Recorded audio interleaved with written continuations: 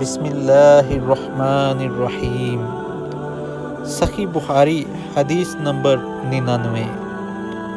انہوں نے عرض کیا، یا رسول اللہ، قیامت کے دن آپ کی شفاعت سے سب سے زیادہ سعادت کسے ملے گی؟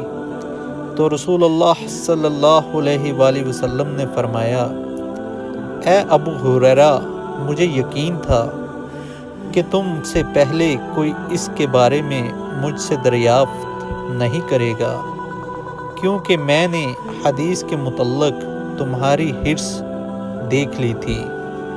سنو، قیامت میں سب سے زیادہ فیض یاب میری شفاعت سے وہ شخص ہوگا جو سچے دل سے یا سچے جی سے لا الہ الا اللہ کہے گا۔ صحیح بخاری حدیث نمبر 100۔ اور خلیفہ خامس حضرت عمر بن عبدالعزیز نے ابو بکر بن حزم کو لکھا کہ تمہارے پاس رسول اللہ صلی اللہ علیہ وآلہ وسلم کی جتنی بھی حدیثیں ہوں ان پر نظر کرو اور انہیں لکھ لو، کیونکہ مجھے علم دین کے مٹنے اور علم دین کے ختم ہو جانے کا اندیشہ ہے۔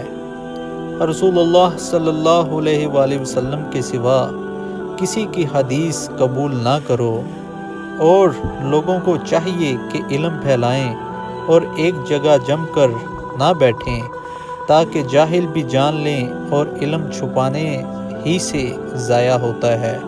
ہم سے علاء بن عبد الجبار نے بیان کیا، انہوں نے کہا ہم سے عبدالعزیز بن مسلم نے عبداللہ بن دینار کے واسطے سے اس کو بیان کیا، یعنی عمر بن عبدالعزیز کی حدیث ذہاب العلماء تک۔